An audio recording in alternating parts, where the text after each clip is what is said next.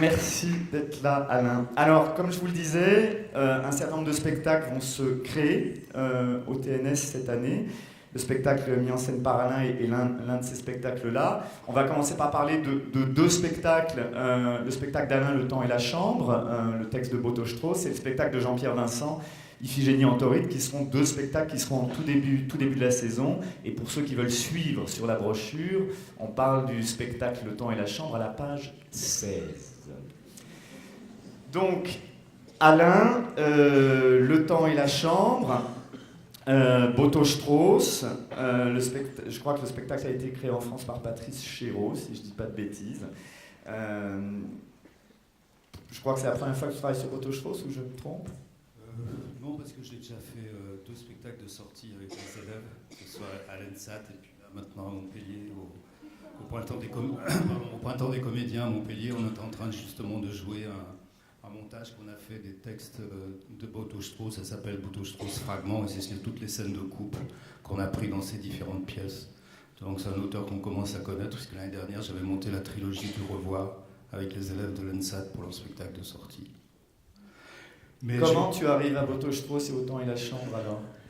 Mais parce que pendant le temps de la colline, je ne sais pas, je me suis perdu avec Bond, je me suis perdu avec Vinaver, avec Ibsen, avec Tchekhov, et j'ai oublié les deux auteurs qui m'étaient complètement essentiels, c'est-à-dire Peter Hanke et Boto Strauss. Et donc maintenant que j'ai plus la responsabilité d'un théâtre, tout à coup, ils me sont revenus, mais en pleine tête, et l'un et l'autre. Donc l'année dernière, j'ai monté toujours La Tempête, la dernière pièce de Peter. Et puis Boto Strauss, parce qu'ils me paraissent tous les deux aussi bien comme dramaturges que comme romanciers, absolument inévitables. Le Temps et la Chambre, qu'est-ce que c'est? C'est l'histoire d'une femme. Le Temps et la Chambre, c'est compliqué parce que la pièce est de 89 et elle résume disons qu'elle comporte toutes les maniaqueries stylistiques de Boto Strauss, si on peut parler comme ça. C'est-à-dire que on retrouve dans la pièce tout ce qui est caractéristique de son écriture, aussi bien dans les romans, c'est-à-dire l'impossibilité, par exemple, de raconter un récit de manière linéaire. Donc c'est toujours fragmenté, c'est toujours discontinu. Il y a un vrai tissu, il y a une narration, mais elle est forcément discontinue, parce qu'il pense qu'on ne peut plus s'en tenir à la causalité, c'est-à-dire la causalité qui produirait l'effet, qui ferait qu'on pourrait faire un récit linéaire. En même temps, ça touche les personnages. Quand il était dramaturge à la Chauvine, il a été le dramaturge de Peter Stein.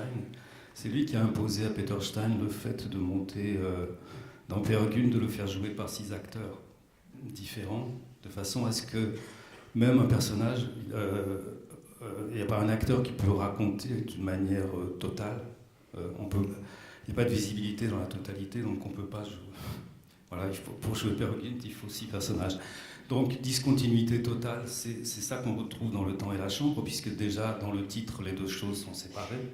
D'un côté, il y a le temps et la chambre. En général, dans une dramaturgie classique, l'espace et le temps, on fait attention qu'ils coïncident bien. Ça s'appelle le bâti de la pièce, et on fait surtout attention que ça ne se voit pas. Lui, il fait le contraire, il fait le temps et la chambre.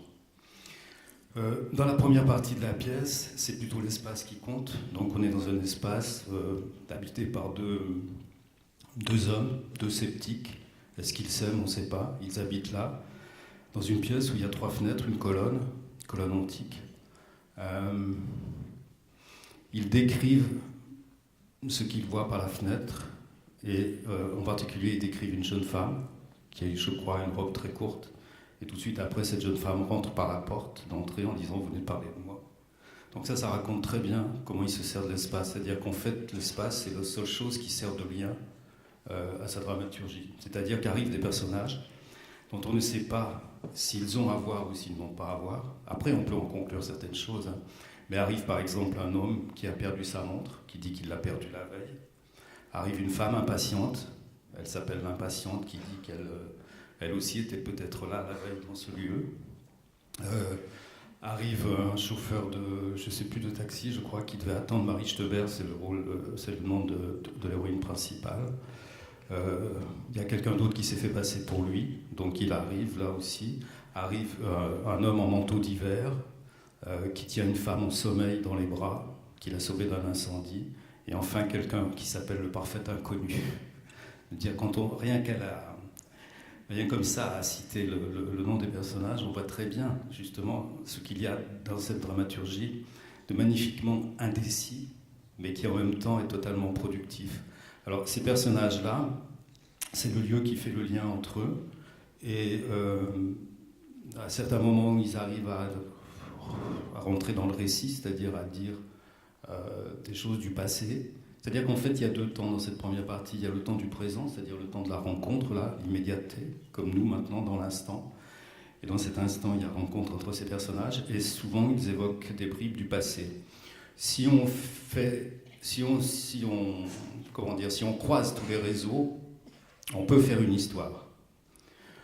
Mais c'est comme si chaque personnage était un joker pour les autres, de façon à constituer une histoire. Dans un deuxième temps, le rôle principal, donc Marie Steuber, il y a, je crois, 8 séquences qui se passent dans des endroits différents, en général des lieux fermés, des chambres ou alors des bureaux. Et Marie Steuber est confrontée à, disons, dans les 8 scènes, à 8 types masculins. Il n'y a pas de chronologie dedans. C'est-à-dire que évidemment, c'est les hommes de la première partie qui tout à coup se sont prénommés, c'est-à-dire qu'ils ont des prénoms. Ils ont donc une autre existence, ou ils ont pris une existence.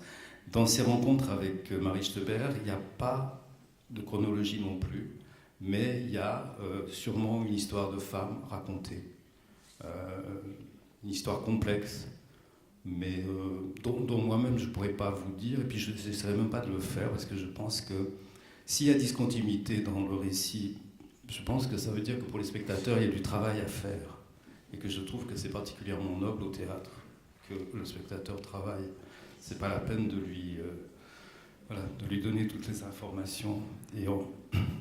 Mais quand je dis discontinuité, il ne s'agit pas du collage post-moderniste comme on voit souvent dans les... comment dire, c'est tout à fait autre chose comme on voit dans certains spectacles. Par exemple, je ne sais pas, l'autre jour je voyais La mort de Danton, et pendant qu'il y avait un discours de Danton, on montrait des images du printemps arabe. C'est pas forcément ça chez le collage, chez Boto-Strauss. La discontinuité se fait pas sur ce type de collage qui, en fait, après tout, n'est jamais qu'un collage qu'utilise la télé, un collage médiatique. C'est beaucoup plus compliqué que ça, la discontinuité. Et au milieu de cette discontinuité, finalement, le sens doit émerger. Alors, le problème, c'est comment il émerge, et en général, mais là, ça demanderait un développement plus long. C'est par le mythe, c'est-à-dire que tout à coup, cette histoire du présent se relie avec quelque chose qu'on pourrait dire qui est proto-archaïque, je ne sais pas comment le dire autrement, et qui tout à coup permet de faire sens à l'histoire qu'il a racontée. Voilà. Alors, peut-être rajouter, parce que ça tu peux difficilement le dire, mais que Le Temps et la Chambre, c'est vraiment à mon sens, une des plus belles et des plus grandes pièces du répertoire contemporain, qu'elle est servie, peut-être dire quelques mots de la distribution, qui est une distribution quand même magnifique. J'ai peur de me tromper, alors... Je peux te donner quelque chose. Non, c'est pas que j'ai peur de me tromper, j'ai peur d'en oublier un. Ça serait dommage.